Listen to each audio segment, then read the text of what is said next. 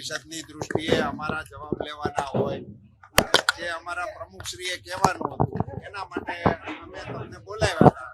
પ્રમુખશ્રીએ એનું નિવેદન આપી દીધું.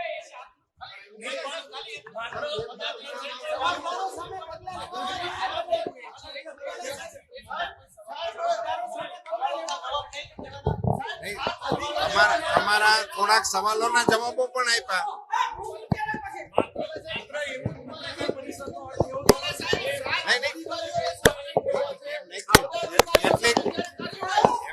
કેટલીક વાતો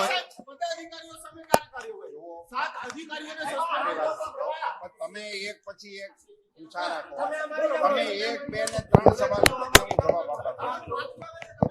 જે પ્રકારની રાજ્ય સરકારની માનનીય મુખ્યમંત્રીશ્રીની પોતાની દેખરેખ નીચે કાર્યવાહી શરૂ થઈ છે, એના પરિણામો આપ બધા જોઈ રહ્યા છો.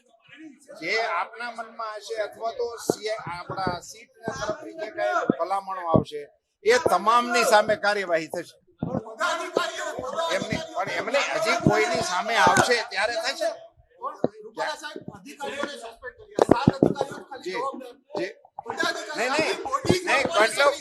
કેટલો કોણ જવાબદાર એને માટે જ આપણે સીટની રચના થઈ છે.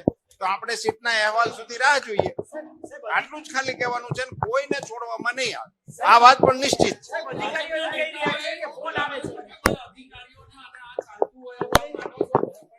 જો એના અંગેના પુરાવાઓ હોય તો એની ચર્ચા કરાય. અન્યથા શું થાય છે કે મારો આપનો બધાને પણ વિનંતી છે કે અત્યારે ખૂબ ગંભીરતાથી આની તપાસ થઈ રહી છે. સરકાર ખૂબ ગંભીરતાથી પગલાં લઈ રહી છે. ત્યારે એની અંદર વ્યવધાન આવે એ પ્રકારની દિશામાં આપણે પણ નહીં જવું.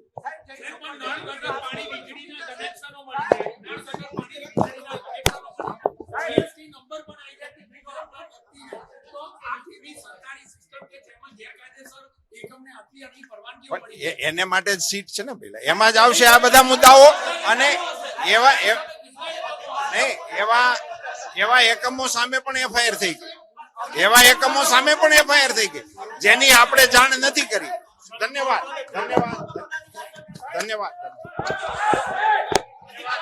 તમે